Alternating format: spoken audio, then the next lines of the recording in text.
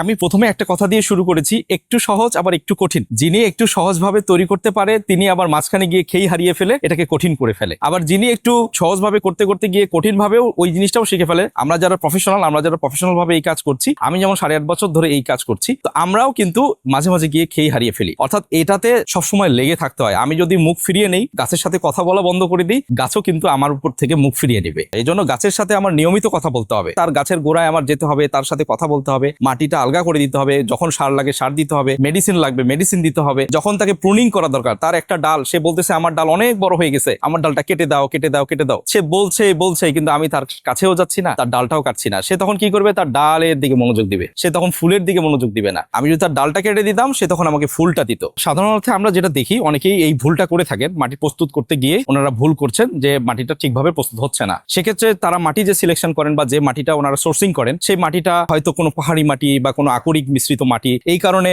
ওই আকরিক বা যে ধরনের মলিকুল গুলো থাকার কথা না মাটিতে, এই ক্ষতিকর মলিকুল গুলো, ক্ষতিকর উপাদানগুলো, এলিমেন্টস গুলো থাকার কারণে মাটিটা আসলে আমাদের যে কাঙ্ক্ষিত রেজাল্ট, কাঙ্ক্ষিত ফল, আমরা একটা মাটি তৈরি করব আদর্শ মাটি, সেটা থেকে আমরা আসলে পাচ্ছি না। এই জন্য আমরা সাজেস্ট করি, আমাদের কাছ থেকে আসলে, আমাদের কাছে রেডিমিক্স সয়েল আছে, যেটা আমরা নিজেরা তৈরি করি। আমাদের নিজস্ব ব্যবস্থাপনায় তৈরিকৃত রেডিমিক্স সয়েলটা আমরা আমাদের কাঙ্ক্ষিত কাস্টমারদেরকে দেওয়ার চেষ্টা করি। ফল গাছ, ফুল গাছ, যেগুলো আউটডোর প্লান্ট, যেগুলো বাইরের জন্য থাকে, অর্থাৎ সরাসরি সানলাইট, হেভি সানলাইটের নিচে থাকে, সেটা ফুল গাছ, ফল গাছ যদি একই রকম হয়, একই রকম ব্যবস্থাপনা। কিন্তু ফুল গাছের ক্ষেত্রে আমাদের সারের পরিমাণটা আমরা বেশি দিতে বলি। তার কারণ হচ্ছে ফুল গাছে আমার যত পরিমাণ নিউট্রিশন থাকবে, তত পরিমাণ ব্লুমিং হবে। সেক্ষেত্রে আমরা ফুল গাছের ক্ষেত্রে আমরা সরিষার খৈলটাকে বেশি করে ব্যবহার করি। তখন সরিষার খৈলের মধ্যে এমন এক ধরনের এনজাইম আছে, যেটার কারণে ফুল গাছ অনেক বেশি ফুল দেয়। এই জন্য আমরা সরিষার খৈল পচা পানি ফুল গাছের মধ্যে নিয়মিত আমরা দিই, প্রয়োগ করি।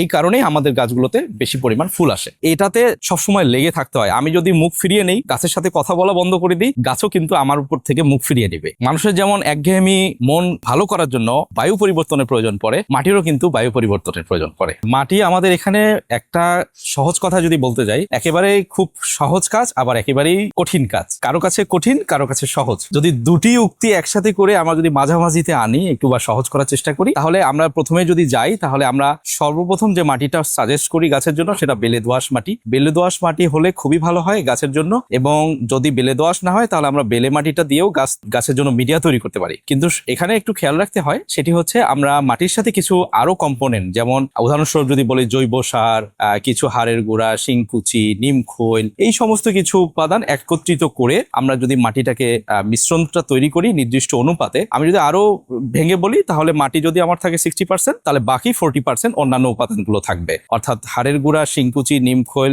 তারপর হচ্ছে বিভিন্ন ধরনের যে জৈব উপাদান, যেমন ভার্মি কম্পোস্ট হতে পারে, জৈব সার হতে পারে, তারপরে ট্রাইকো কম্পোস্ট হতে পারে। এই ধরনের সারগুলো একত্রিত করে মিশিয়ে আমরা মাটি 60% দিয়ে আমরা একটি আদর্শ মাটি, অর্থাৎ গাছের জন্য আদর্শ মাটি প্রস্তুত করতে পারি। আমরা যেহেতু নগর সবুজায়ন নিয়ে কাজ করি, নগরের মধ্যে সবুজায়ন বিস্তৃতি নিয়ে কাজ করি, এই ধরনের প্রবলেমগুলো আমাদের কাছে বেশি আসে। তারা বলেন যে আমাদের ছাদ বাগানে আমরা এত গাছ লাগাই, কিন্তু আপনাদের নার্সারিতে দেখি সুন্দর সুন্দর গাছ, কিন্তু আমাদের হয় না কেন? এটির মূল কারণটাই হচ্ছে মাটিটা কম্প্যাক্ট হয়ে যায়। অর্থাৎ একটা নির্দিষ্ট সময় পর পর আপনি ঠিকই 60-40 রেশিওতে মাটির তৈরি করেছেন, গাছও লাগিয়েছেন, পানিও দিচ্ছেন, সারও দিচ্ছেন, স্প্রেও করছেন পেস্টিসাইড, কিন্তু আপনার রেজাল্ট ভালো হচ্ছে না, গাছ মারা যাচ্ছে, গাছের গ্রোথ হচ্ছে না, গাছ বাড়ছে না। এর একটাই কারণ, সেটি হচ্ছে মানে টেকনিক্যাল জিনিসগুলো না জানা। অর্থাৎ আপনি একটা গাছের সাথে শুধুমাত্র গাছে একটু সার দিলেই হবে না, গাছে সময় মতো পানি দিলেই হবে না, এটা রিপোর্টিং এর ব্যাপার আছে, পটিং এর ব্যাপার আছে। অর্থাৎ আমরা বলি প্রতি 3 মাস পর পর যেন আমরা গাছটাকে নাড়িয়ে দিই। আক্ষরিক অর্থে আপনি বলতে পারেন যে মাটিরও বিশ্রামের প্রয়োজন হয়। তখন মাটির স্বাস্থ্য ভালো রাখতে গেলে তাকেও আসলে